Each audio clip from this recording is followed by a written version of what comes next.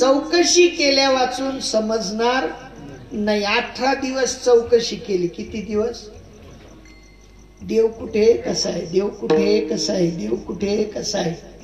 आणि चौकशी करत असताना देवाने सांगितलं पांडवातला अर्जुन मी आहे. कोण? पांडवांमधला. या मृदंगातला नाद मी आहे. हा,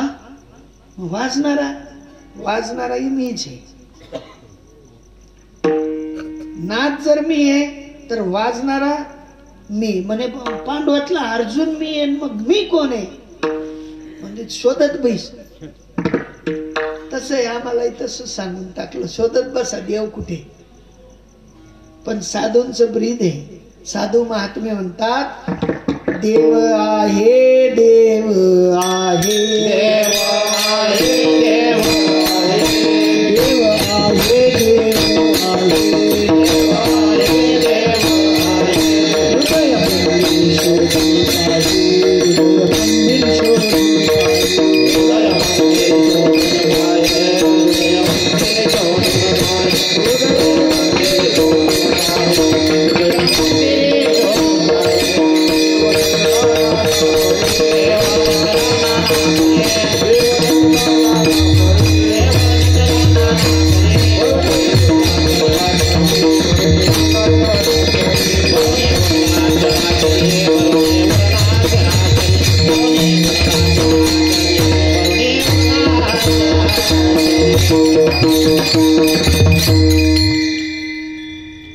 त्याच्यासाठी चष्मा पाहिजे. चष्मा.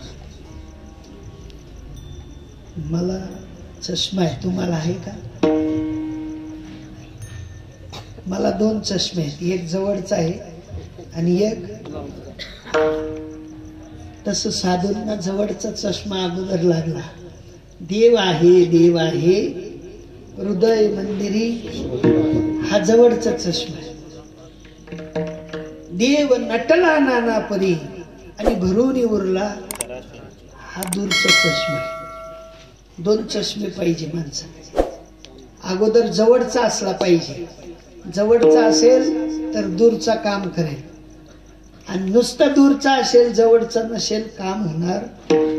कारण की साधू महात्मे म्हणतात की जोपर्यंत तुम्ही परिपूर्ण तृप्त होत नाही तोपर्यंत दुसऱ्याला जेव घालण्याचं सुख तुम्हाला लाभणार. आपल्याकडे पंक्ती घालताना, पंक्ती घालण्याच्या अगोदर जे वाढपी करणारे असतात त्यांना ते ठराविक मंडळी सांगते तुम्ही जेवण करून घ्या अगोदर, मग शेवटच्या पंक्तीत जेवण भेटेल. म्हणजे काय केलं? वाढप्यांना अगोदर तृप्त केलं. वाढपे तृप्त नसते तर पंक्ती वाढल्या गेल्या नसत्या. तसं साधू जर स्वतः तृप्त नसेल तर तो जगाला तृप्त करू शकत नाही. विठ्ठल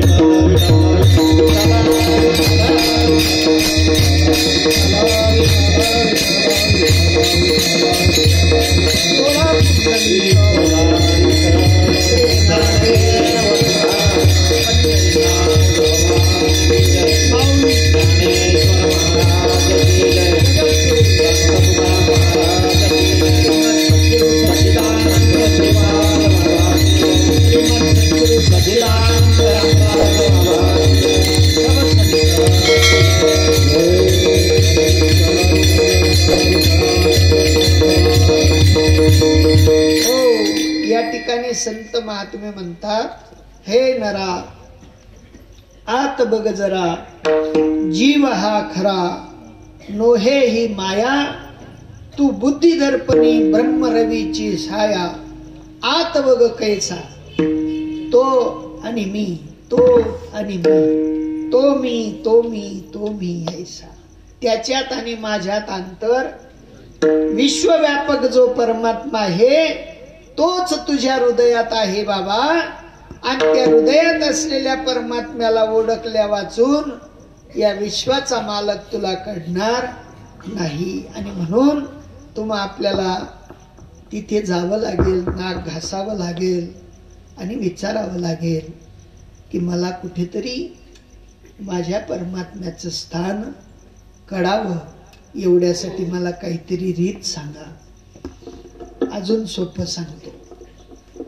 आपल्याकडे अगोदर म्हणले पायाळू माणूस शोधायचे आणि पायाळूला अंजन भरायचे डोळ्यात. काय भरायचे? ज्यांना ज्यांना कळलं त्यांना हसू आलं. अंजन भरलं की त्याला काय दिसायचं? भूमीमध्ये धन असलेलं दिसायचं. हा, त्या पायाडू मध्ये पावर राहायची का त्या अंजन मध्ये पावर राहायची? पायाडू असला ना अंजन नसलं तरी व्हायचं नाही, आणि अंजन असलं पायाडू नसला तरी व्हायचं. मग तसं आम्हाला पायाडू भेटला पाहिजे का नको? अंजन भरवणारा भेटला पाहिजे का नको? बिना अंजन भरल्याने आमच्यातला ठेवा आम्हाला कडणार. आमच्यातला ठेवा कडावा असं जर का वाटत असेल तर गुरु अंजन घालणारा सद्गुरु आमच्या जीवनात आला पाहिजे. आणि एकदा गुरु अंजन घातलं तर हृदयातला साठा कडल्या वाचून राहणार नाही, आणि तो साठा कळावा म्हणून तुम्हा आपल्याला भक्ती करायची. विठ्ठल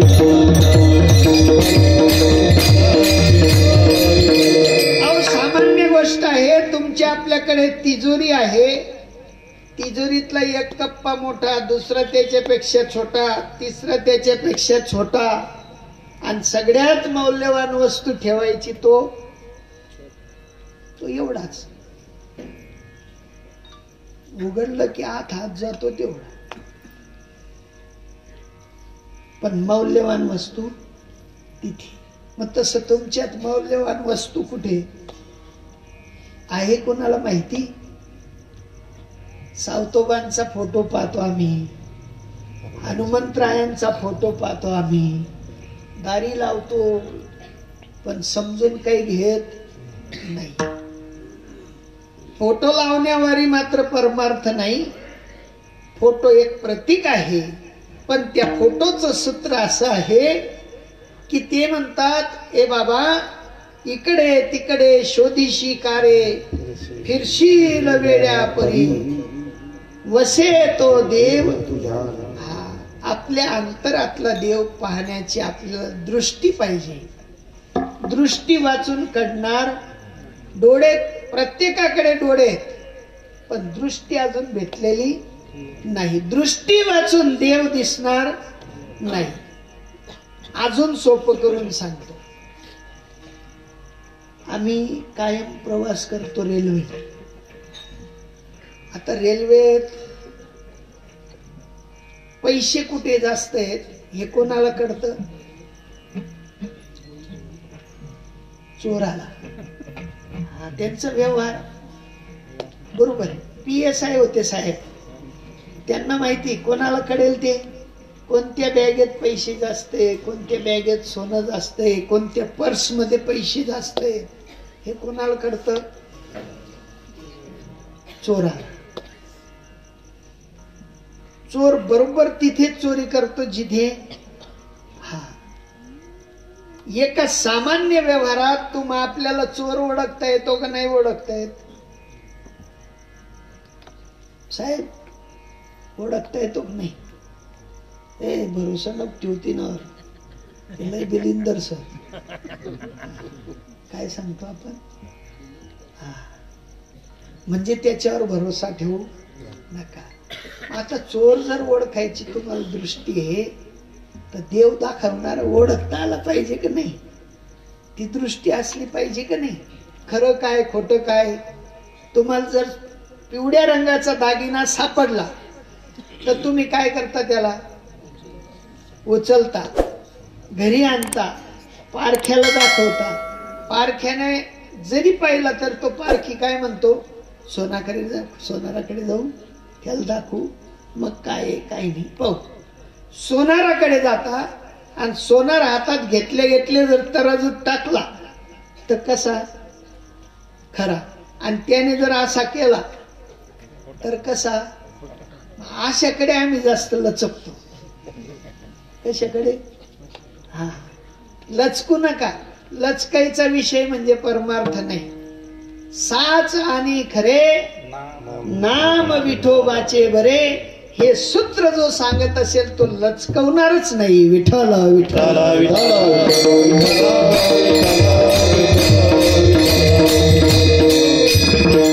एखादा व्याजाने पैसे घ्यायला तुमच्याकडे आला तर तो डायरेक्ट पैसे मागतो, तुमच्या बडाया मारतो.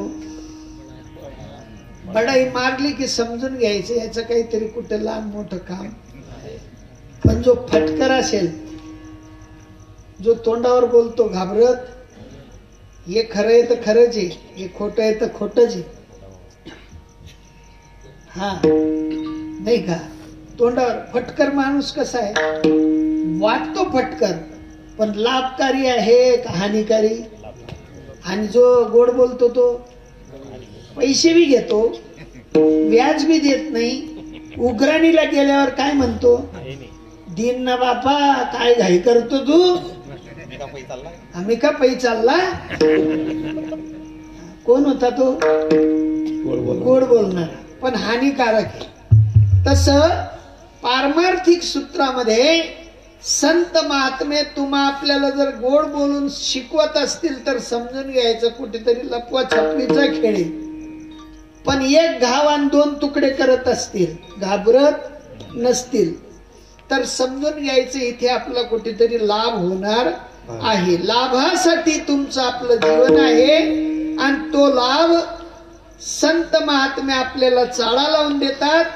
त्या चाळ्याचा विषय म्हणजे भगवत तत्व आहे आणि त्या भगवत तत्वाचा विचार ज्या वेळेला विसोबा काकांकडून नामदेवरायांकडे आला त्यावेळेला मात्र त्यांच्या मनामध्ये जागृती आली आणि ती जागृती आल्यानंतर भगवान परमात्म्यांकडे नामदेवराय मागणी मागतात त्या अभंगाचं.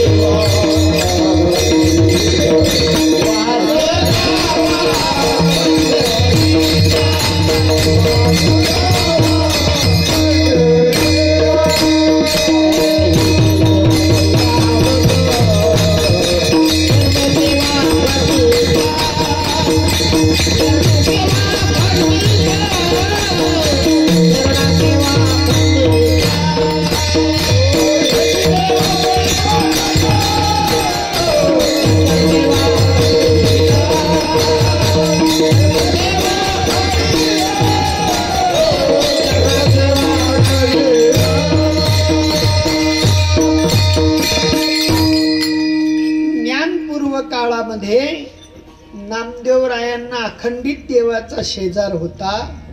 पण ज्ञानोत्तर काळामध्ये मात्र नामदेवराय म्हणतात की देवा माझी डोळ्यावर भुरी होती. काय होती,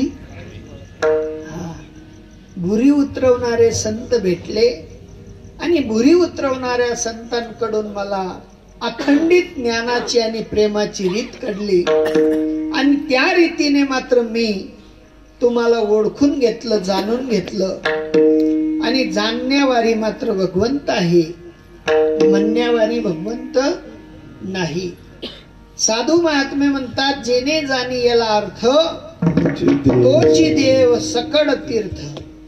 ज्यांनी ज्यांनी मात्र साधूंकडून तो विचार समजून घेतला त्यांच्यात देवात आणि तीर्थात कुठलाही फरक नाही. आणि असा ज्ञानोत्तर भाव नामदेवराय म्हणतात देवा इथवर बरोबर होतं, इथपर्यंत मी तुम्हाला जाणत नव्हतो, तुमची सेवा करत होतो, तुम्हाला जेवू घालत होतो, तुमच्याशी सख्य करत होतो, मैत्री भावाने बोलत होतो. पण ज्या वेळेला मला साधूंचा वरदहस्त माझ्या डोक्यावर आला, त्या वेळेला मला कळालं. आणि ते कळाल्यानंतर नामदेवरायांनी सांगितलं की देवा, हेची देवा पै मागत चरण सेवा अखंडित. तुम्ही आपण देवपूजा करतो किती तास? 5 मिनिट. आरती करतो किती तास? 5 मिनिट. थाळ दाखवतो किती मिनिटं? 5 मिनिटं. भजनाला बसतो किती तास? तास, 2 तास, 3 तास. मर्यादा आहे ना, नाही का? कथा करतो किती तास? 2 तास, 3 तास, 4 तास. कीर्तन करतो किती तास? 2 तास. पण नामदेवराय येडे होते का? ते म्हणले हेची देवा पै मागत चरण सेवा अखंडित, म्हणजे खंडन व्हायला नको. तसं तुमचं आपलं भजन अखंडित चालावं का खंडित? अखंडित भजनाची रीत असावी का नसावी? असावी नाही, आहेच. च लावायचा. भगवत भक्तीच्या बाबतीत च लावायचा. आहेच. कायापुरा नगरामध्ये चंद्रभागा वाहे नदी तिची दार वाहे उलटी. कायापुरा नगरामध्ये चंद्रभागा वाहे नदी तिची दार वाहे उलटी. तिचे दार वाहे उलटी.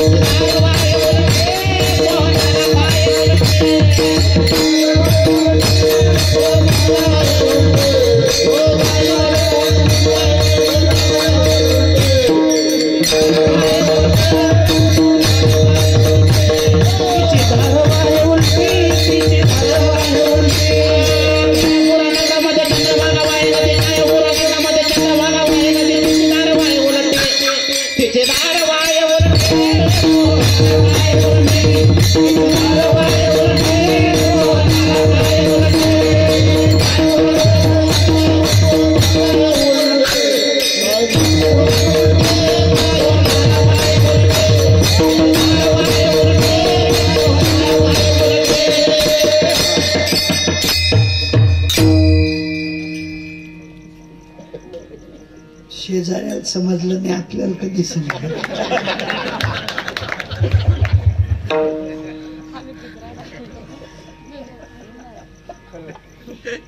शेजाऱ्यांना समजलं नाही, आपल्याला कधी कळलं? चांगलंय वा. कायापूर नगरामध्ये चंद्रभागा वाहे नदी तिची धार वाहे उलटी. पोहणारा खाय उलटी. आहे का माहिती? नाही. आम्ही तिथे जातो, चंद्रभागेत स्नान करतो, पण या इथल्या चंद्रभागेला ओळखत नाही. साधूंचं ब्रीद आहे. ते म्हणतात सगळं इथे या कायापूर नगरामध्ये चंद्रभागा नदी आहे, तिची धार उलटी वाहते. पण जो पोहणार आहे तो तिथे उड्या मारतो. ज्याला पोहता येत नाही तो तिथे अखंडित भजन करू शकत. आणि अखंडित भजन करायची रीत संतांची आहे, सामान्यांची. आणि सामान्यांनी जर विचार केला मला संतांकडे जाऊन त्या कायापूर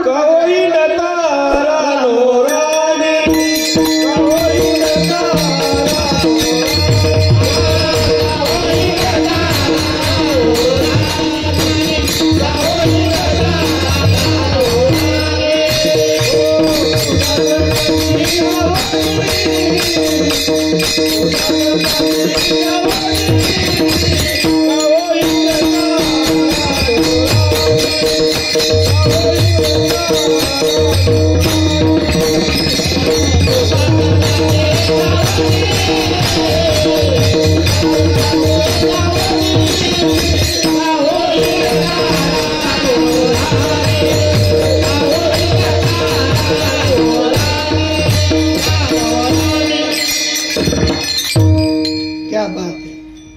का हो हिंदता रानोरानी उसा संतांशी जाऊनी. थोर संतांचा महिमा आला बहुतांच्या कामी. बहुतांच्या कामी आलेला हा संत महिमा आहे.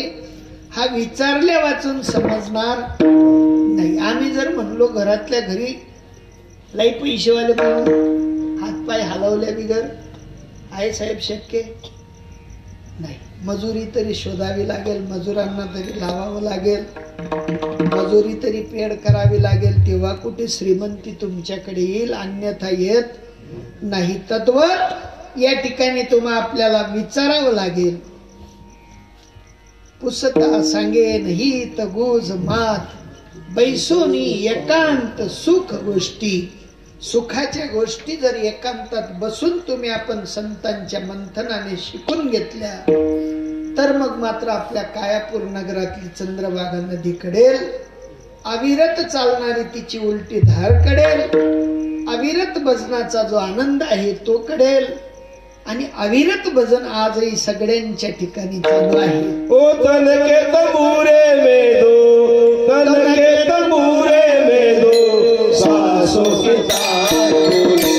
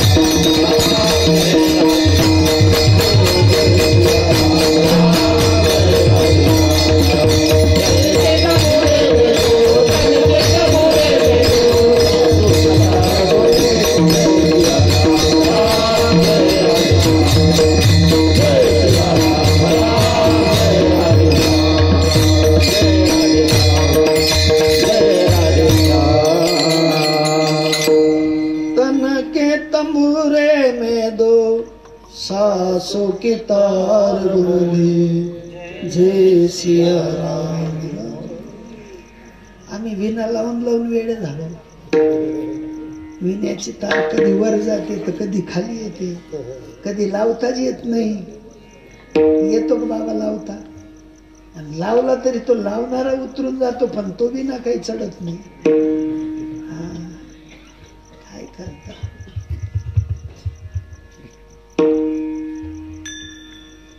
कारण तन एक विना आहे, बिना सद्गुरु बिन भजेना. हा तन विना आहे, पण सद्गुरु भेटले तर तो वाजायला लागतो. त्याचा अविरत स्वर चालतो, आणि तो अविरत स्वर ज्या वेळेला चालायला लागतो त्या वेळेला खरं भजन घडतं. नाही तर चालू आहे आमचंही विठ्ठल विठ्ठल विठ्ठल किती टाइम म्हणा, नाही का. मरताना आम्ही लोकांकडे पाहतो, एकाचे कान जातात, एकाचं नाक जातं, एकाचे डोळे जातात, एकाचं तोंड जातं, जीभ बोलत नाही. आणि मग तेव्हा या माय मावल्या येतात आणि इथे हात लावता आणि काय म्हणता, हा नाही हंस चालू आहे. कोण चालू आहे? हा. आता हंस तुम्ही हेत का हा शरीर तुम्ही हेत? हंसाचं भजन करा. हा, हंसाचं भजन जोपर्यंत करणार नाही तोपर्यंत किती पोथ्या उलट्या पालट्या केल्या. सद्गुरु दीन दयाल से हंस बनाते, सद्गुरु दीन दयाल से हंस बनाते, सद्गुरु दीन दयाल से हंस बनाते.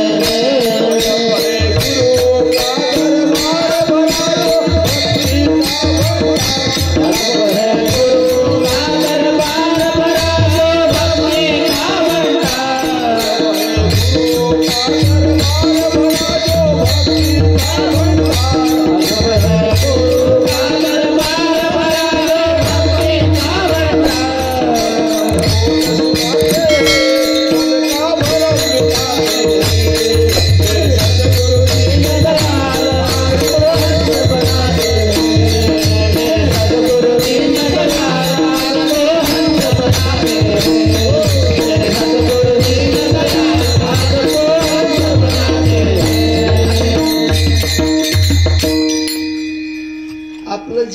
कावड्यासारखं आहे, पण सद्गुरु जीवनात आले तर कावडा सोडून हंस बनवतात. काय बनवतात?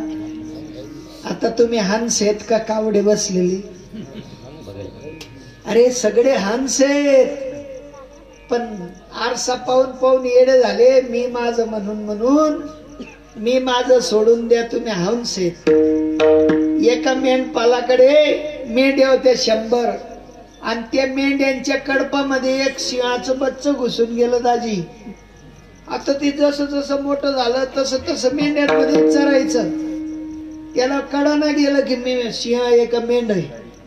ते त्यांच्या मागेच पडत राहायचं रात्रंदिवस. पण एके दिवशी एका सिंहाने पाहिलं हे माझं बछड आहे आणि हे मेंढ्यांमध्ये शेपूट घालून पडतं.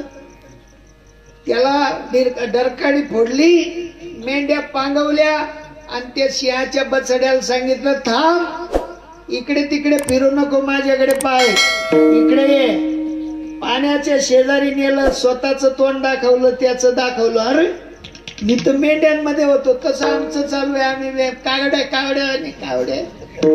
अरे हंस आहेत तुम्ही, हंस. कोण आहे? बोला ना, कोण आहे? हल्ला बी नाही म्हणलं, बोला. अरे बोला सगळे, कोण आहेत? कावड्यावानी कशाला जीवन जगता? हंसावानी जगा, हंसावानी. आणि ज्या वेळेला हंसावानी जीवन जगायचं सुरू कराल त्या वेळेला आनंद येईल. हा अजब दर